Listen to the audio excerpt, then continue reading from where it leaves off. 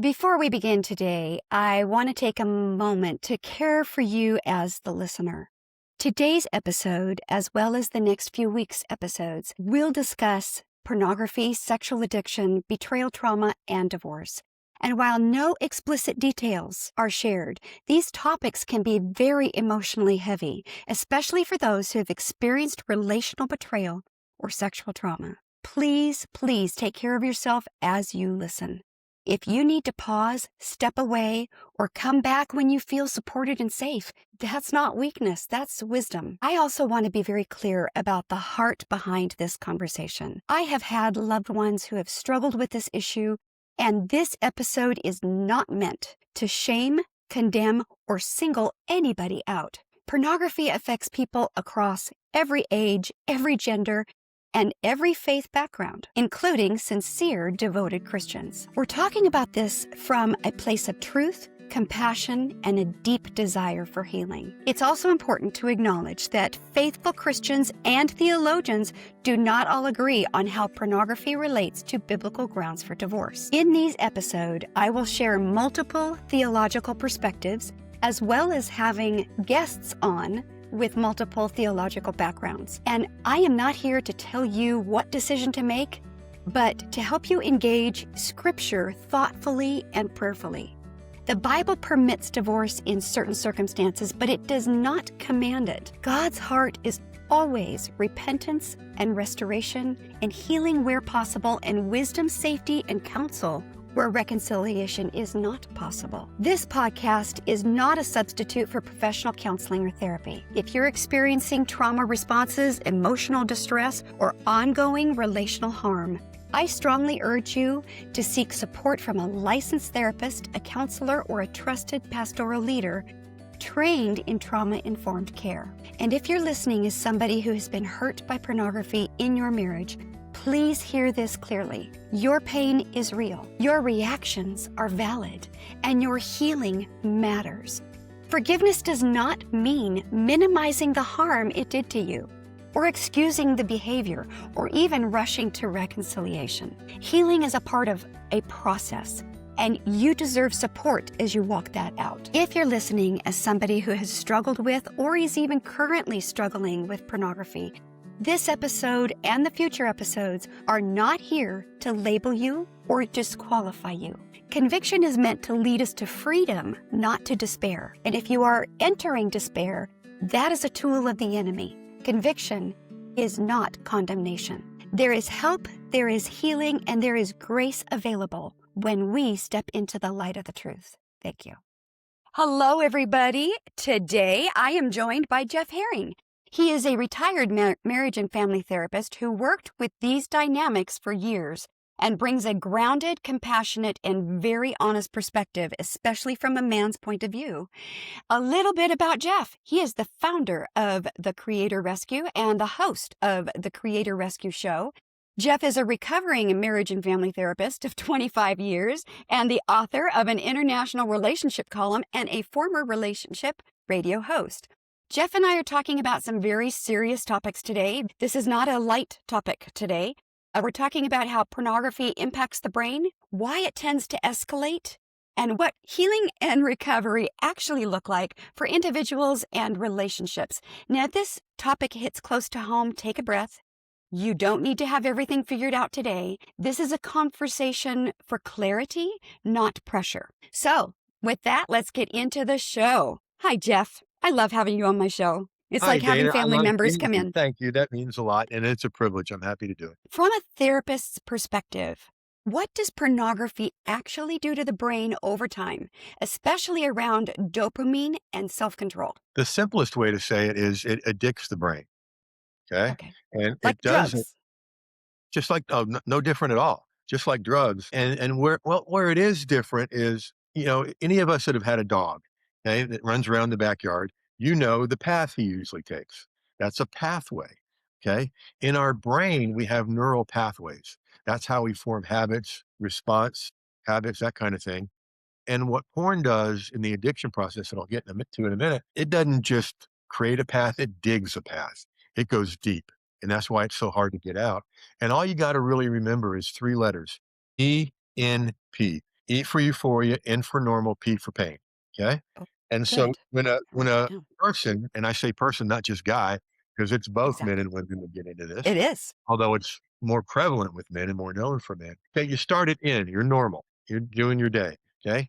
You look at something that turns you on and you get a high from it. It feels good. You get a euphoria. That's the E. And what our brains do, the parts of us that are still adolescent, right? Our brains go, everybody said this was bad and this feels so good. They were just lying to me. This is fine, right? Okay, so they've got the high, they come back down, they're normal. Wow, that felt cool. Let's go do that again, you know? And so it becomes a cycle between normal and euphoria, normal and euphoria, normal and euphoria. What happens, and this is when people develop a real serious problem, is that they go from normal up to euphoria and then go down and skip normal and end up in P, which is pain. Okay, and Really? oh yeah, it's a one way to explain it is the age old saying, it's never as good as the first time, right? And that's with drugs, with porn, with anything that's addictive. That first time feels so good. Okay. And so not only is it mentally addictive, it's physically addictive too. And we'll get to that when we talk about when these things are discovered. And so what happens is, whether it's drugs or porn, you need more of the stimulus. You need more of the drug to get that same feeling or close to that same feeling. Right. Otherwise you're in pain. Now, people that don't develop a severe problem with this go, "Ooh, this is bad. I don't want to do this," and walk away. They Mhm. block the internet site. They put down the drug. They quit drinking, whatever. The people that develop problem, normal pretty soon disappears. They're either high from their activity or they're miserable in pain. So this is why they do it more often, and it starts to Exactly. escalate. I just got to do more and more and more. And that's why it escalates from, maybe looking at your wife's Victoria's Secret catalog that came in the mail. If they'd still do that, I don't know. Or, something on TV, or you look up something online and then it grows from there. And what happens is you want more and more of the euphoria. So you do more and more of it to get that. And then when that wears off, and think about the typical person, they're looking at this at home where it starts, right? Okay. Mhm. And then they come down, they go to work, but they're feel miserable. Okay. And so they're going to sneak it in at work. And I've lost track of the number of people I've worked with that have before they came in had ruined their job, ruined their profession because they got caught. Right. And so what happens is there's no more normal. It's either pain or pleasure. And it gets to where they can't even get that good feeling anymore, but they're addicted, and that's where it can progress from looking at it to doing it, um, to I've heard hiring that. prop and having affairs and all that. Is it different for everybody, or does it depending upon how long they've been addicted to it? Years or a decade or more. Is Great is question. does it depend upon the person as to how quickly that progresses? That's a great question. Let's say that we'll call him Joe. Joe gets into porn and it's gotten to where, he's doing it every day. There's no more normal. There's higher pain and something happens. He gets caught. Okay. And he white knuckles it to not do it for a month. And what's easy to think is that, well, you just start over again. And you Mm. don't. You start where you pick up where you left off. Okay. Okay. And Okay. the other piece about what it does to the brain is that wherever addiction has begun, or you've had a trauma, or both, okay, you stop growing emotionally. So everybody think of 35-year olds that think like a 14-year-old. Okay. That's why. Mhm. Okay? They stop growing emotionally and learning how to respond emotionally. They still may have a brain and be able to use it, but in terms of personal growth, that's stunted wherever this started. Interesting. Okay, so and I covered this in last week's show, in the overview. It often takes darker. It takes a dark turn because that's how they escalate it. If it's not Right. as often and if that's not working, then it starts to go dark. And it Yep. and I talk about this in the show. In my opinion, it can even be demonic. Yeah. No And I doubt. think any addiction it's an open door to the enemy to go crazy with you. It's an invitation. It's an invitation. Yeah, that's it. It's not just an open door. It is an invitation. And we forget that. We forget that.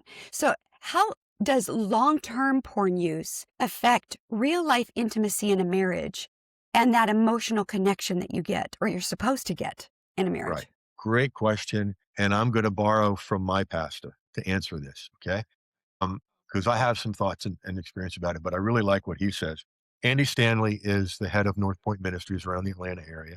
Some of you may know his dad as Charles Stanley, Dr. Charles Stanley. Yes.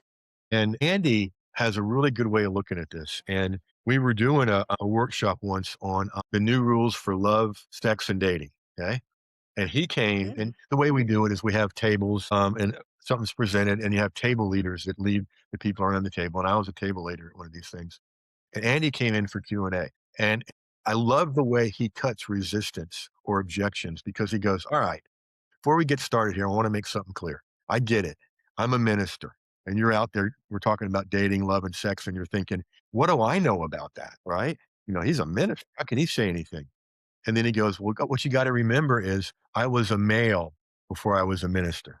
And it's like, he does get it. Okay.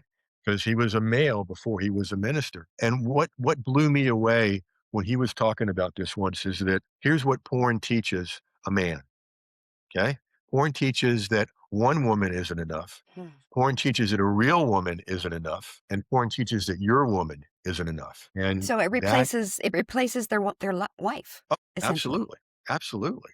And there's no conflict, no tension, no, take out the trash or, let's review an argument from 3 years ago. It's Right, right. Yeah. Yeah, we all love a good fantasy land, you know? oh, yeah, So right? we don't have to Some of them cook are healthy and dinner. What was that? some of them are What'd you say? healthy and some of them aren't. Exactly, exactly. I mean, I prefer the fantasy land of, "Oh, hey, I'm on vacation in Baruba," or, Yeah, Yeah, yeah. yeah, Recently, when with all these people talking about identifying it as different things, I thought I'd right. try it, and I'm gonna start identifying as an internet billionaire Me and too. see what That's happens. Yeah, It might why work. not? Yeah, I think it would work, yeah. We'll just call that into existence, as they say. There you go. So when a partner Um, discovers the porn use and the deception, I think there's a lot of deception that goes with it. oh, What yeah. emotional or trauma response do you often see? The exact same one as if an affair has been discovered. Or if there's been like a real affair? Exactly, because it is, Really? okay? Okay. Because think about Okay. it, it's what's real prevalent at different workplaces is emotional affairs, okay? Yes. People Right. start talking and sharing problems, and my wife, my husband doesn't understand, and there's an emotional affair, which is powerful and damaging and all those things. Delicately put, porn is a physical affair because there's a physical response, okay? Okay. Very few guys that get deep into it just look at it. You can fill in the blank there. Exactly. They take care of needs that come along with that. How's that? Is that the Thank best you way for to saying say? that very nicely.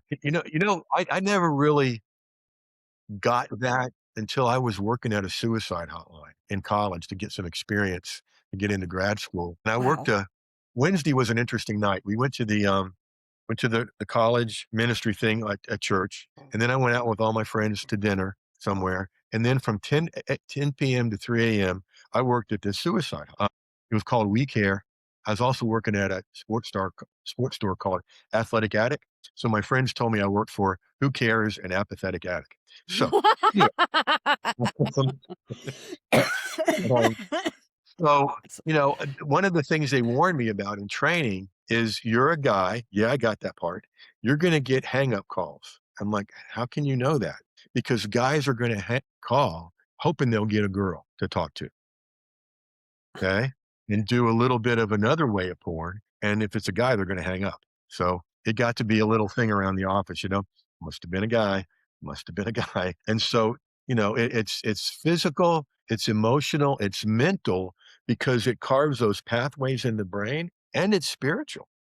It's very Yes, spiritual. it is. It is. I talk about that in the show. Yeah. In some ways, is this an overstatement?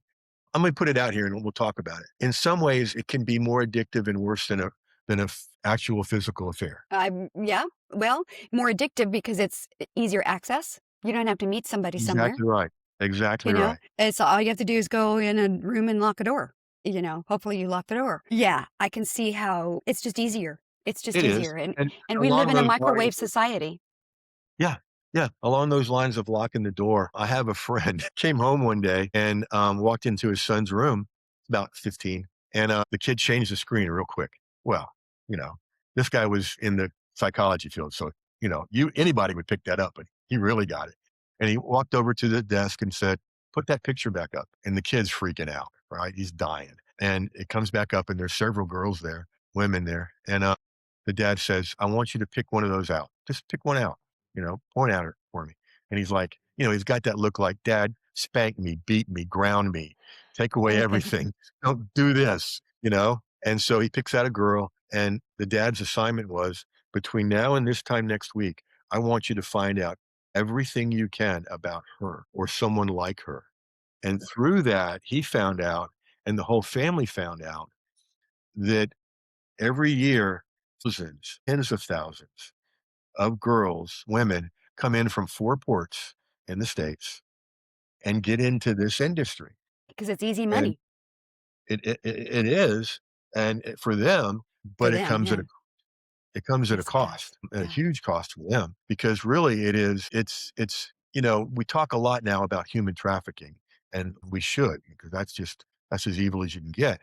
Um, Yes. the sex trade's been going on for a long time with these people Mhm. coming in, being brought in and lied to, and then they're trapped. And what they also found out was a lot of them don't make it to 30 because of Gosh. all the stuff that goes with that. So, that's it. It's And real. this is somebody's child. This is somebody's daughter that might have been, kidnapped, that might have been Yeah. you know, a and I talk about it in the first show as it's digital prostitution. You might not be paying for it. You're not physically paying for it. You may not be going to a site and paying for it, but somebody's paying them, so it's still Yeah. prostitution. It's still Oh, digital yeah. prostitution. So you're still And meeting up with a digital prostitute, so to absolutely. And speak. it's also paying to have people's lives destroyed. Yeah, exactly. Yes, it is. Yes, it is. And I think if more young men understood that early on, maybe they would stay away from that avenue. I know I know at least 2 and tangentially more that learned that early, both my sons. Yeah. My son And did then too. the guys I worked with in my small groups at church Mhm. through middle school and high school. I remember picking up one of my sons, from his mom's, and his mom had caught him with porn, and, we're talking about it on the way over to our house, and he's like, "All right, dad, what's the punishment gonna be?" I said, "Well, here's what's gonna happen. When we get to the house, we're gonna look up human trafficking sites, and we're gonna pick one, okay? And I'm gonna make a donation, and you're gonna match it.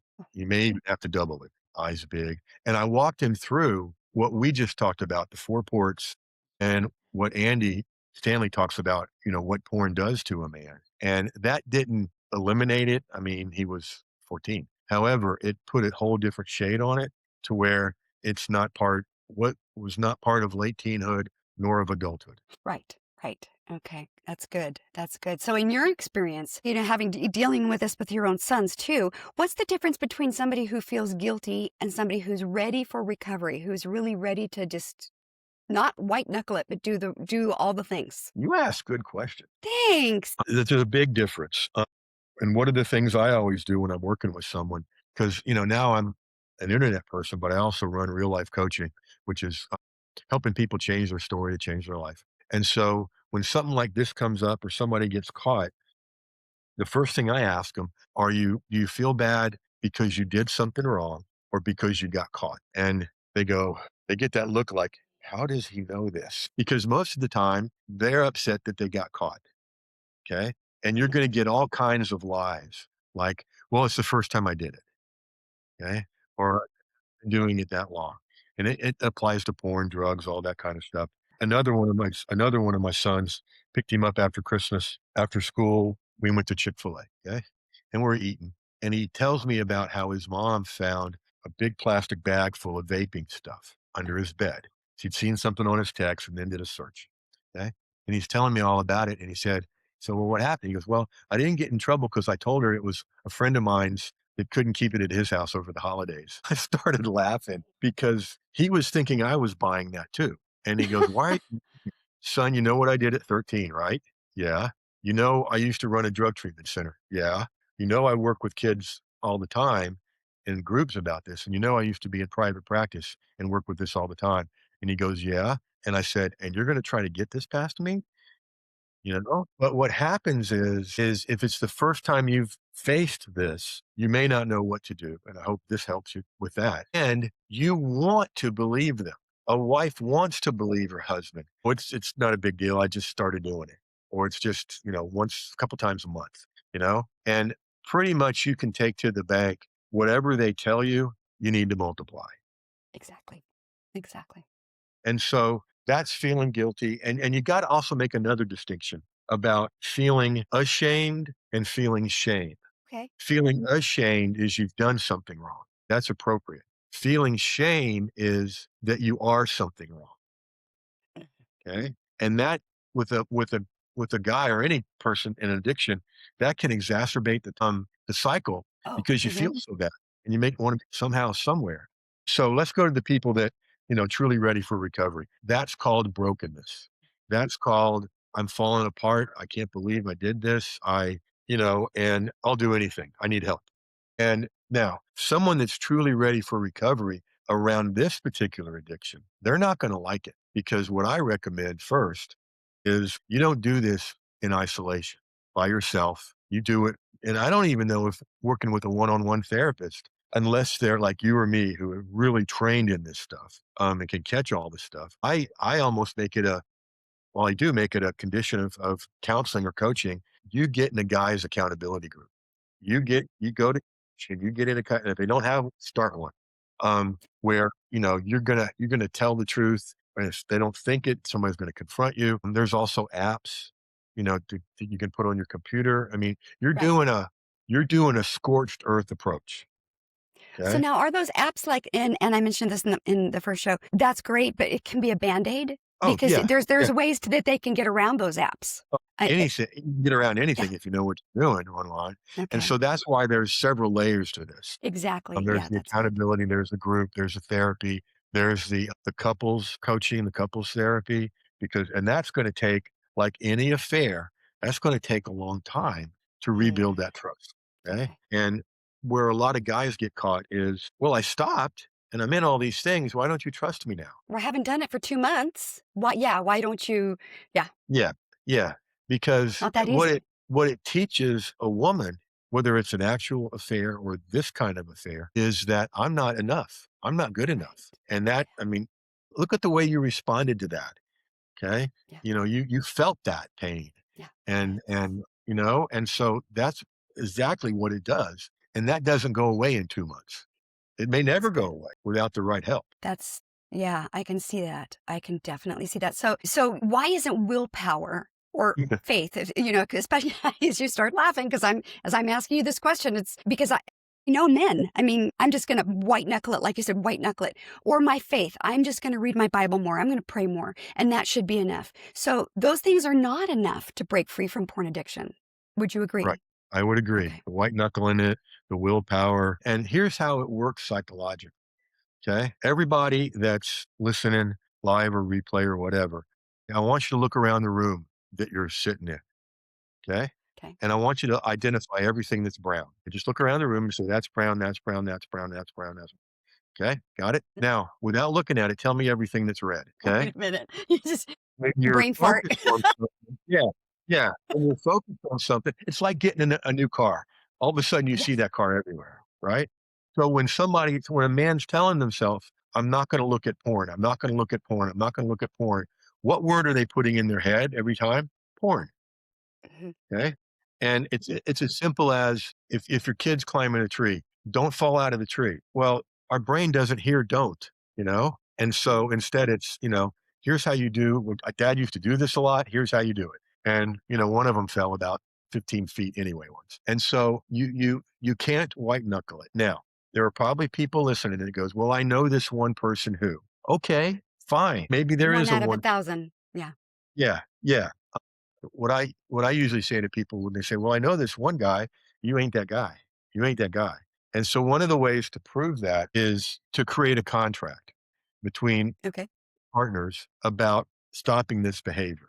And if you've got somebody that's real resistant to getting help, the contract's sneaky because you do it with each other, a minister or a coach or a therapist or whatever. A man who's addicted has no chance of keeping that contract. Mm. He just can't. Okay? And then once it comes out that it's broken, you get to talk about, let's take these steps. Here's one other piece about makes it so hard and something that has to be given up um, in order to recover. And when we talk about recover, it's not just the addict, it's the family, it's the spouse. Yes. I know of a case, really good guy in a lot of ways, gorgeous wife, 3 gorgeous no, 4 gorgeous kids. His porn addiction turned into a sex addiction with prostitutes, okay? Just Okay. destroyed everything. Now, this guy made it out. He lost a lot. Family stayed with him, but they all went into recovery. They all went he was in a treatment program. They were all in one, and Okay. the last I heard, it's going good, okay? And so everybody's gotta go through something to get better. Right. Where I was going with that is every single addict I've ever known, including one of my best friends that I saw this morning in our men's group, is a really, really gifted life. Yes. Really, Yeah, that really makes sense. tough, Well, because and they they're have to hide good. it. Yeah, they're good at it, and Mm. in some ways they believe it, and it's easy to get others to believe it because they want to believe it. Right. Like I, you find a magazine or something on a phone, the wife does or the partner does, and they say, "Well, somebody just sent me this," Oh, or that was just in the group chat. yeah, I yeah, was in a group chat with a bunch but of guys with our bunch of yeah, friends. yeah, yeah. Jimmy left that magazine the other day when he was over. That kind of stuff. Or the no, I would never do it again. No, I don't do it at work. If the guy travels, you know what he's doing in the hotel room. Okay. Mm. I've talked to people that own hotel chains, okay, and the managers, and they're at first they say you'd be surprised, and they go, well, maybe not because of what you do, but the number of men that are traveling on business, and we see it on their TV, what they downloaded, and some of these look like good people or profess to be good people. And And yet, you know what? es All things can be true. They can be amazing people, amazing yes, individuals, and they've got this yes, issue. And that yes, issue, unfortunately, is a major open door for yeah, a lying personality, a lying spirit, whatever you want to call it in the yeah, Christianese. Because I Christianese. think all Christianese, because all addicts are liars. Yeah. All addicts are liars, but not all liars are addicts. Are Ooh, you I writing like it down? that. Yeah, Not I've been all doing a lot liars. of deep diving into some of this stuff because it's like, I need Yeah, to yeah, understand because this. they can be lying about something else. They could be lying about how much money they're making, and they're spending it on golf. I mean, I worked with a guy once. He makes me laugh. He was in charge of how long he worked. So his wife thought he worked till 6, but he worked till 3 and went to the golf course every afternoon. Mm. Until, a guy saw him that he didn't know saw him and mentioned it to his wife, and his wife mentioned it to the guy's wife, and oops. So, those kind of things eventually come out. Yeah, that's probably true. So, when betrayal has happened, what does the real healing look like for both partners? Because I know there'd be some would be like, well, I already apologized. Why aren't you forgiving me? Why isn't everything back to normal? So, whether the marriage survives or not, because sometimes it doesn't. My research showed up to 60% of marriages do not survive a porn addiction. Oh, yeah. So, I'm surprised what it's at least 60%, yeah, I'm guessing. And that's just what they know in digital world. I mean, you might have seen something different. But what does real healing look like for both of the partners? great question for a great challenge. Yeah. And let's deal with I don't want to use the word victim, but the spouse that wasn't the partner that wasn't acting out. Okay. Right. And with the work that you do with, the women are re-identifying themselves, clarifying who they are after divorce. What they got to get is, and this is so hard, okay, is what happened is not about me. Now, the guy will do everything, if only you understood, or I do this only because you nag me all the time, or she won't, have sex with me anymore, or whatever. Or as It's often as got, I like. Yeah, yeah, got nothing to do with you and everything to do with the person that was acting out. that's right. Now, I can you agree. enable it? Can you make it worse? Sure. And so that's the first part, the whole redeemed identity thing that you teach. Hmm. And I've always loved your choice of words there because Mm. it's just not changing identity or it's redeemed identity, Yep. which it takes. Okay. Because as a woman, you know this kind of stuff gets deep. Well, very, very, So and it's psychologically, and it because our soul, we're all triune beings, but women, we don't have separate boxes in our brain. Our brain is all of us. We're very complicated. well, it's true. It's true. I watched a guy once, I think it was at church, do a presentation on that, and that both men and women had boxes. Mhm. Okay. And there was the spouse box and the parent box and the son or daughter box and the work box and all these boxes. And with men, every box has its place and you move from one box to another. And then he goes on to say, and ladies, women, wives, when you ask your man, what's he thinking? And he says nothing, There is a it's nothing true. box. There is a nothing box. He is in It's his nothing true. box. It's It is. true. It is. Women, we don't get it. We want a nothing No, box. We would no. love to have a But nothing box. We don't have oh one. yeah. Ooh, that would be a neat therapy trick. I'm gonna write that down. Um, Right. Write Nothing that box down. for women. And then also the other side of that is that we don't get how with y'all's boxes, they all connect to each other Mm, 5,000 different ways. And so, and one of the ways I joke about it, I was telling one of my sons this who's in a new relationship, and he was telling me a story. I said, yeah, you got to be careful about that. Because I remember one time asking your mom, when are Pete and Carol coming over for the cookout? Oh, I ran into Carol at the grocery store and blah, blah, blah, blah, all this story. And like, I still don't know when Pete and Carol are coming over, because those boxes connect. It's not right. wrong. It's not anything. It's No. just we're wired differently. Okay. Mhm. And so that makes that rejection is almost not strong enough a word for what it Mm. feels like for a woman. It's deeper than that. It's a total annihilation of self worth. Oh my goodness. So, and that I just made that sentence up, or somebody put it in my head. Um, Intimidating. so it's a total annihilation of self worth, and that's what you do with Mm. the people you work with. Is you're not the person that made you feel like, Right. Yeah. and see, and here's the other thing. We'll go a step further for the women. The One of the best reasons to work with you is if you don't work on what got you into this situation, you'll choose the next guy that's Right. just got it hidden better. Exactly, exactly. Okay. That's one of my biggest pet peeves is women who, their divorce is final. Great, within a month, they're out looking again. Well, guess what? If you haven't done your work, and that's a recurring theme, and a lot of people don't like hearing that. Well, but I'm lonely. Well, I'm this. I don't care. If you're going to Yeah. choose the So, same person that you just divorced, what's the yeah. point? Yeah. And going back to those workshops, Andy Stanley, he has a general rule about when you're coming out of really any long-term relationship, and especially anyone negative, take a year, take 12 months Minimum, at least. Yeah, to heal up. right. And one day he said, somebody asked him, why do you recommend taking a year? Three people take a year. And he goes, because I don't think I can get them to take two or three. Um, That's you true. know, It's so, true, and but it you and it takes a lot gotta, while to cycle this stuff out of you. yeah. Ooh, I like that. It takes a while to cycle it out of you.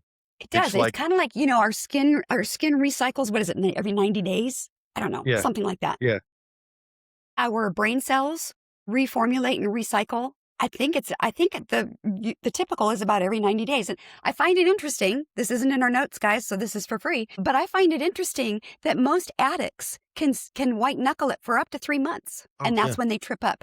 That's when they trip up. Well, And because and everything recycles. well, yeah, it recycles. And when they do that, stay clean in whatever way for 3 months and then go back to it, then they can say, see, I don't have a problem. I can quit whenever I want to.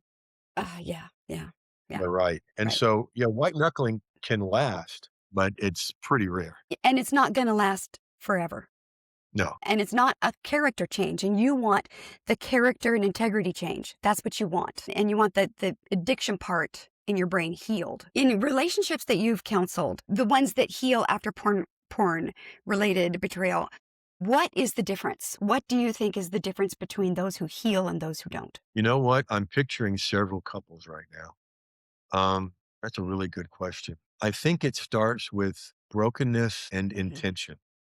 Okay. And Mhm. by intention, I don't mean, well, I want to manifest this into being. No, it Mhm. means I am committed to this pathway. Okay. And as I think about those people that I haven't seen now for 20 years, but we've spoken and, communicated online, I don't want to discourage anybody with this next sentence, but it's real. They're still recovering. Okay. Like any addict, aren't you always an addict, but you're a recovering addict? Yeah. You're a recovering addict Okay. and it will be a lifetime of work. Okay. I'm Mm, thinking in particular about one woman I dated. Oh man, she was absolutely gorgeous and the most insecure person I'd ever been around. It mm, was incredible.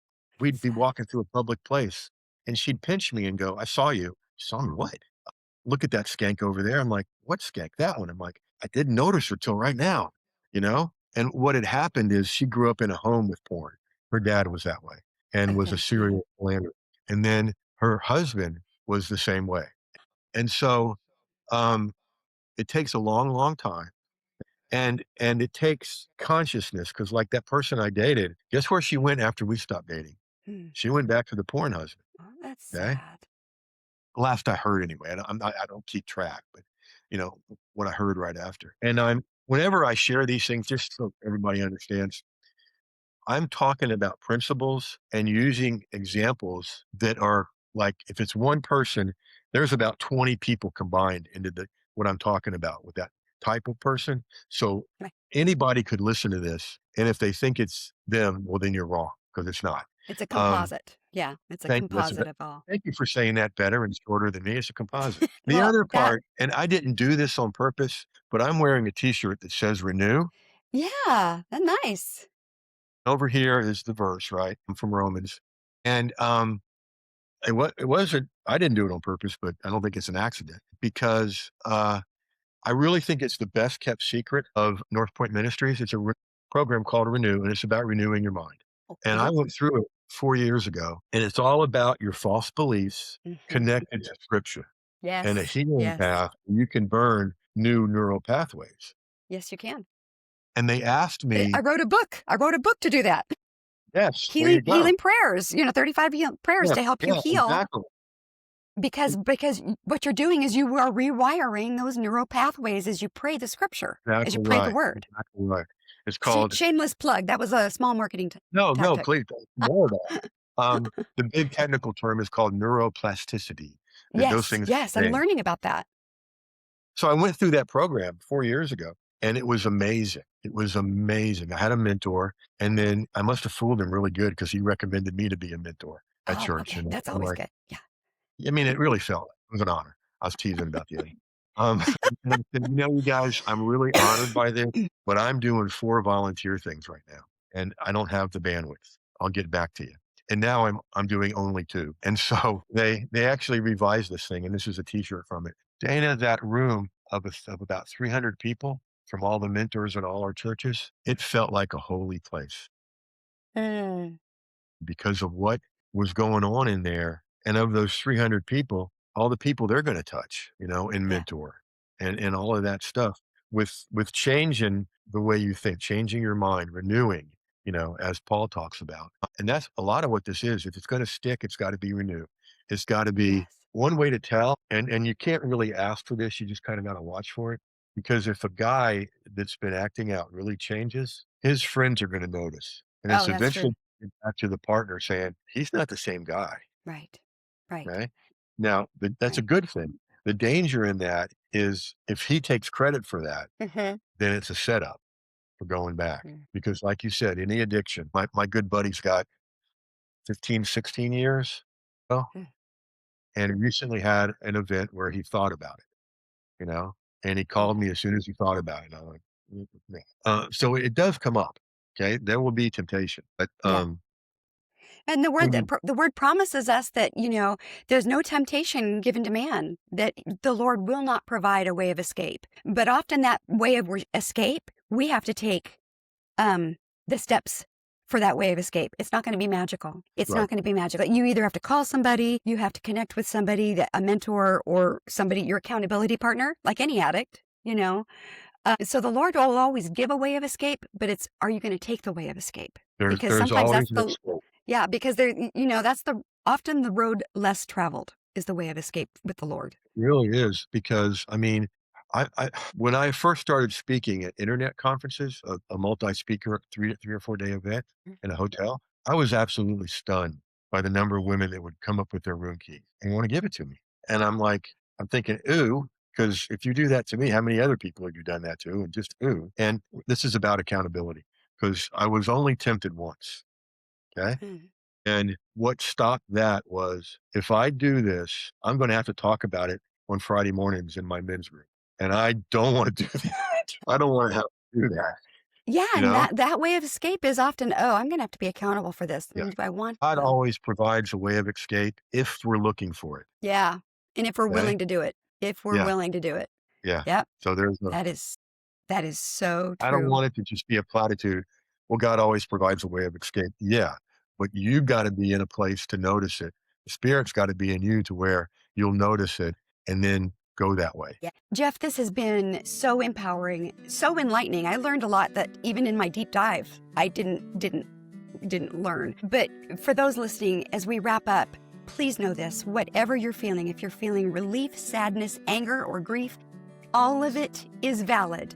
And if you're thinking this explains behaviors that I did not understand, and now I get why I hurt this much, you're not imagining this. Our brains are wired for safety. Our hearts are wired for connection. True healing doesn't come from minimizing our pain or rushing forgiveness. It comes through truth, support, and time. And if you're struggling with pornography, help is available. Healing takes honesty and support, like we learned today. It's not just about white knuckling and willpower. And if you've been hurt, your pain matters, and it's okay to take all of this seriously. You are not walking this alone. So, Jeff, I cannot thank you enough for all this wonderful, My pleasure. enlightening info. Can you pray us out? Can you pray for our listeners? Be my honor. Hey, God, thank you. Just thank you so much for what is happening on this show today. Thank you for Dana, who I've known a long time, and I know her heart. And thank you for the heart you put into her. Thank you for the change that goes all the way out through the world through her. And Lord, for everybody that's been listening and this is impacted, give them clear next steps of healing, clear next steps, and the people around them to hold them up, and a dependence on you to hold them up, and to not only recover, but transform and renew and be different. And, and some of them will become people that help the folks coming behind them. And I love that, how you work, God. And so be with those as well. And God, just thank you again. Thank you, Amen. Lord. Thank you, Lord. In Jesus' name, amen. Thank you, sir. Until next time. Hey, thanks for hanging out with me today. If today's episode encouraged you, hit that follow button and drop a quick review. It really helps more people find the show and find hope after divorce. And you can grab my free ebook and join the newsletter at www.redeemed-identity.com. Don't forget that hyphen, it's important. My friend, your story isn't over. It's just being redeemed.